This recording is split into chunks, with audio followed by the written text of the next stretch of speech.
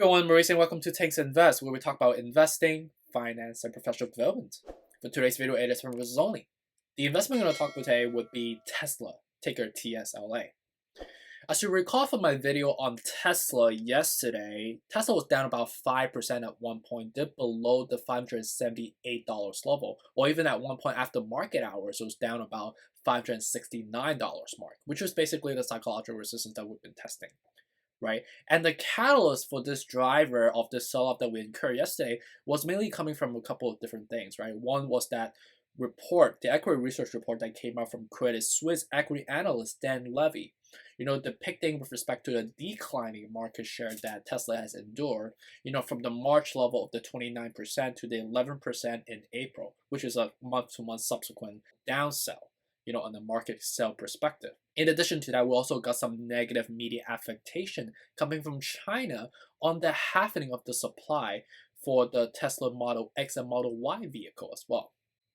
In addition to that, on a more of a macro perspective, 24 hours ago, and to be more specific, 2 nights ago, the Federal Reserve Harkin has gave us more of a preposition with respect to the process that they're currently initializing with respect to the tapering, right, which is a form of reverse quantitative easing, right, basically quantitative tightening, which in what that really means is that they're gonna subsequently cut off the circulations of additional dollars, as a form of liquidity to support and stimulate the economy, which is, aka the corporations of US and also the residents of US like you and I, which is the reason how we're able to get the stimulus checks on a monthly basis, which is the reasons why the stock market has been propelling upward and been sustained at these optimal levels for quite some time now, right? Which subsequently, in a short-term perspective, all of these negative media affectation,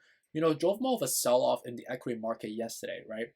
However, the short-term sell-off was relatively abrupt, right? And it subsequently bounced back up. And today, you could see that Tesla right now, we are up about 3.4% because of, a report that came out, with respect to the job data, right? And I would say that on my, in terms of my assessment on the data, with respect to the 559,000 jobs that was acted in May, it's a relatively neutral status in terms of the outlooks of the economy, right? However, I guess based on Wall Street consensus, it passed the test. That subsequently allows for more of a buying pressure today across the market. Also on top of that, because yesterday was a sell day, and on top of that, today is a Friday, which is why it's driving this more of a green day today across the market. So I'm going to go through a technical analysis to see where do we see Tesla stock going from here, right? Are we going to be seeing more of a selling pressure going forward? Are we going to see more of a downsell going forward? Are we going to see more of a pump going forward? Or how we think about consolidation going forward? What are the right resistance level we should be buying at or looking out for in terms of want a dollar cost average or want to buy for the first time? And my price target for year end 2021 as well. So stay tuned, stick around, let's make some money.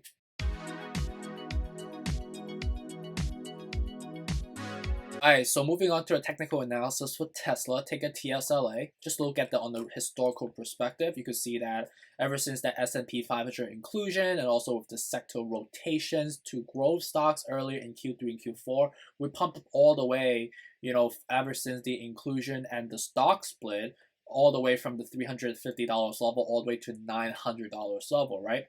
And ever since that reversal of the sector rotation coming from growth stocks to the obviously the recovery stocks that we are kind of anticipating the economy coming back up. And also with respect to just like Q1 and Q2 typically is a down quarter for a lot of automakers, and also on top of that on a more macroeconomic level, just the exogenous factors with respect to the chip shortage that we're still enduring with respect to how is that hindering the supply and demand level going forward with respect to the productions, right? So all these negative catalysts that subsequently drove more of a sell-off. And in addition to that, with respect to some of the tax yield adjustments that Joe Biden has proposed for us with respect to the corporate tax yield being increased, and also with respect to the capital gains tax that will subsequently hinder our profit margin going forward as obviously investors, right? And also on top of that, with respect to the bi-monthly Federal Reserve speech coming from Jerome Powell on the foreshadow with respect to the inflation scares that we've been getting and the depreciation of the dollars going forward, right? Which is kind of give kind of like a media sentiment around like the weakening of the U.S. economy going forward, right? Which, when that happens, people tend to flee away from the equity market, and that subsequently had another negative media affectations and correlations to the sell-off that we're enduring, right? Which subsequently, because of all of those affectations, we drove down from the $900 level to the $539 level, right? And ever since that bottom that we hit on March 08, which was that dip that we all saw, right? That big crash that we experienced earlier in March, that we immediately got back up because whatever goes down really, really fast comes up really, really fast. And you could see how sharp the RSI was performing at that time, and also with respect to the MACD. It basically disrupted the logics at that moment that subsequently jumped and made a huge reversal upward, right? And some people even call that like a dead cat bounce, which I do understand, and understand the logics behind that terminology and why they would define it this way, because it was technically it was right, because it was just a very emotional pump rather than a logical pump with respect to the supply and demand dynamics on this play, right? And that subsequently drove up more of a hovering level, and ever since then we've been kind of hovering at those level. At one point we hit the peak of $775 level. However, with respect to more of the lukewarm CPET report that we've been getting on the I would say on a bi-monthly basis, right? Every 15 days, we not or not every 15 days, every 15th day of the month, we get a CPET report that comes out that talks about the consumer, purchasing index, right? Which subsequently, because of the lukewarm or like just the mediocre type of consensus that has been depicting among Wall Street consensus, and obviously, doesn't really boost investors' confidence, that subsequently kind of drove off even more of a selling pressure, right? And ever since then, we kind of dipped all the way from the peak again, right, which was a secondary peak that we have formed, thinking that that was the reversal. But if you look at the historical level, that wasn't really any substantive level for us to sustain at those level, right? And that immediately bought back, like sold back down, all the way to the $560 level at one point in May 18th. And ever since then, we reversed and we dumped back down because of what happened yesterday, right? With respect to the exogenous factors that we have identified earlier today, right? And as of today, because of the mediocre or neutral job market report that we got for May, that it kind of bounced back up, right? Also, on top of that, yesterday was a relatively weak day across the equity market, and also another supplementary negative media affectation factor that also have a more of a negative correlations to the Tesla stock price as a whole, right? And which subsequently drove down and bounced back up, right? And you can see that currently we are pumping up right now, which is a relatively good sign, and I foresee us to be continue to stay that way, but it will kind of neutralize and normal off as the market close later today. I don't foresee us to just keep going up and away until like, you know, until the end of day today, because of the fact that, remember, right, today's a Friday, so psychologically investors are obviously looking forward to the weekend, right? But they also want to be taking some profit, right? I think some people would love to take a profit, so they secure it, and they would just have that peace of mind as they go towards the weekend to spend time with the family without like worrying about like, oh, what's going to happen pre-market on Monday, what's going to happen, like am I going to lose money, like what if today's is a green day, I should just secure some profit, right? A lot of people have those type of like short-term mentality around investing, right? Which I foresee that's going to be happening. So are we going to close up about like 4% today, around like the $594? I hope so, but I think the likelihood of that would be like 50-50, right? Depending on how much of diversification between like long-term investors versus short-term investors. But I think there's a lot of pump and dump type of people, and I think most people trade based on emotion. So I think that we will equalize going forward, and the pump that we're seeing will subsequently normalize as we hit noon time, and then will subsequently kind of normalize as we get like the 2 p.m. mark on the Eastern time and 3 p.m. And we should close on a green, but we're gonna close on a lower level than we are. Not a huge level, not in comparisons to the level that we're trading now, but we will be going down a little bit lower until we close on Friday today. And something that we need to look out for with respect to how we're trending right now, I could see that we are not really oversold or overbought right now. And with respect to the MACD, we were supposed to cross down, but we have corrected because of the job report that came out. So I foresee us to be kind of hovering around these level, right? And I think that makes sense.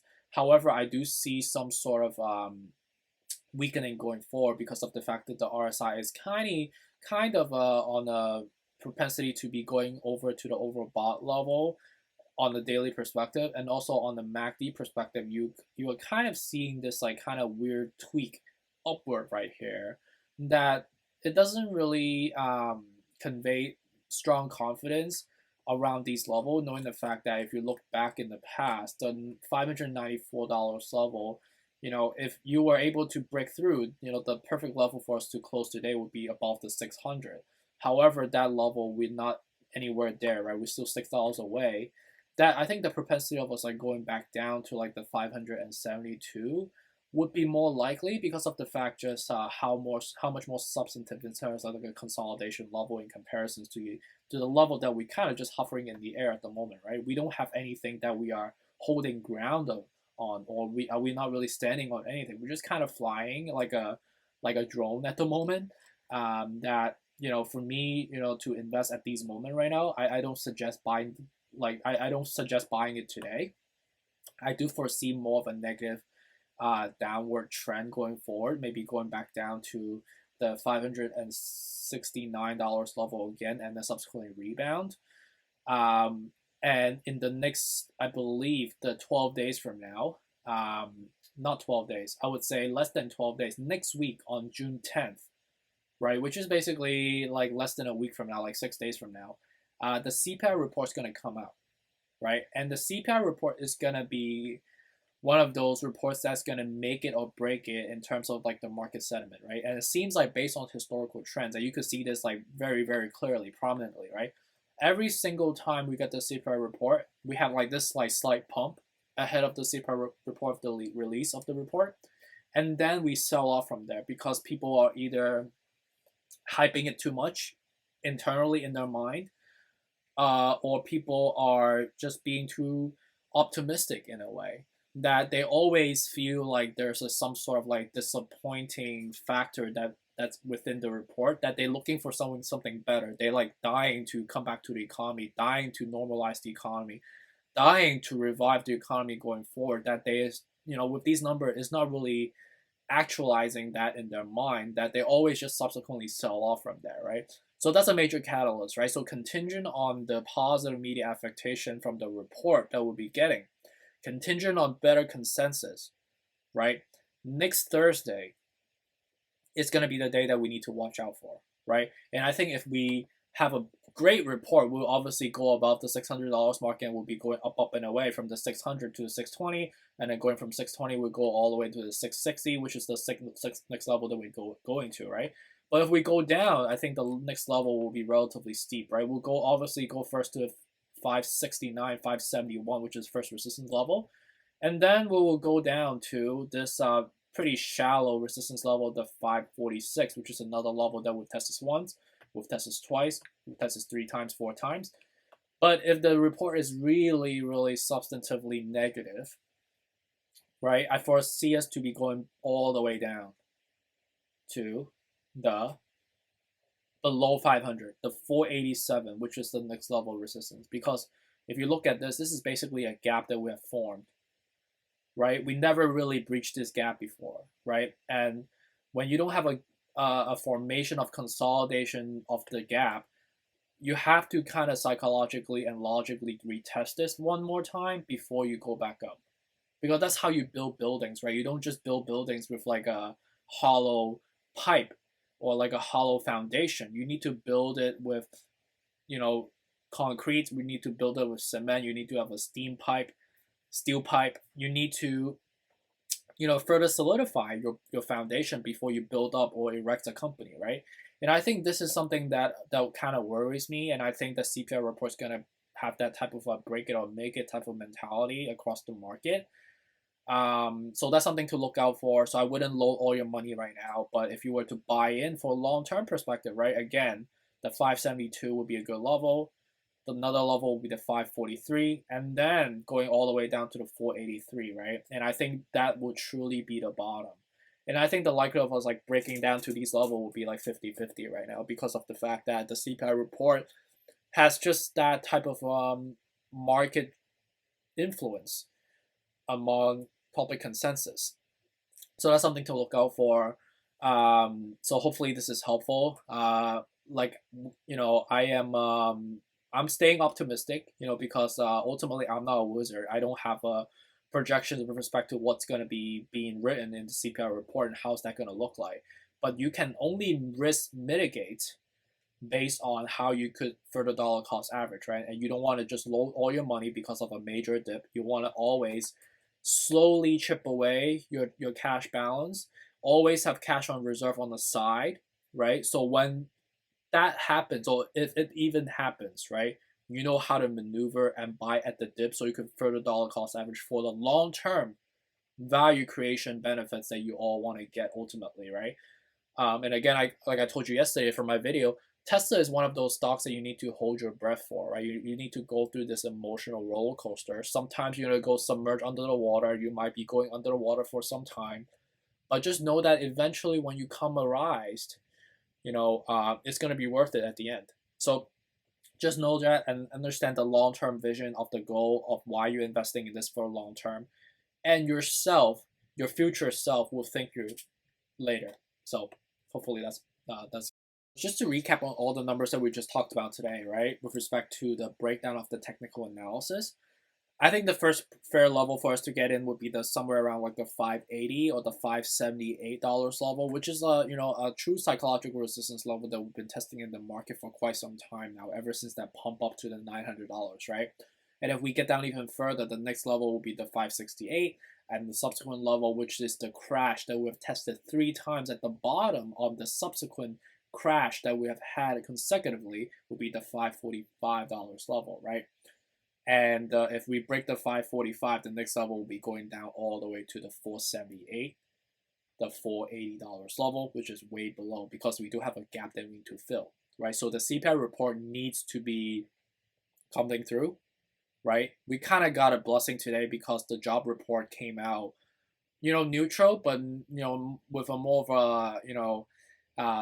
of leaning more towards the positive spectrum. So Wall Street actually gave a pass on us. So we got lucky today. On top of the fact that yesterday was a relatively negative day across the equity market. So kind of net in effect kind of balance it out, but net neutral, overall for the week, right? And with respect to my price target, contingent on the macro shift that's going to be, improving going forward, contingent on the management team stepping up going forward, contingent on Elon Musk, stepping up his game and correct his behavior a little bit more to, hopefully propel, investors' confidence a little bit more, knowing the fact that it's been kind of hindered for quite some time now for the last couple of months and quarters. That 950 would be a fair level, just based on pure market adoptions, market utilizations, and the growth for the EV sector going forward, right? And if you're able to buy in at the 580 level from the yesterday's crash, generating a 63.8% of an upside, close to 1.6 times your money from here, would be conservative. I foresee this to be a trillion-dollar company or even multi-trillion-dollar company. So buying at these levels, you will thank yourself in the future, in the future. All right, so that's it for today with respect to my technical analysis on Tesla, ticker TSLA. Hopefully this gives you more of a clarity and transparencies around how are we going or why are we going, where are we going forward, right? It's important that you guys understand the logics, understand the psychology, and understand how the chart is set up together so it better formulates your executions on your trades going forward. Really appreciate you guys for joining me again, listening to me ramble on and on and on. Please hit the like button and also the subscribe and also that bell notification. And please watch out for the next video coming up. Take care and have a great Friday, everybody.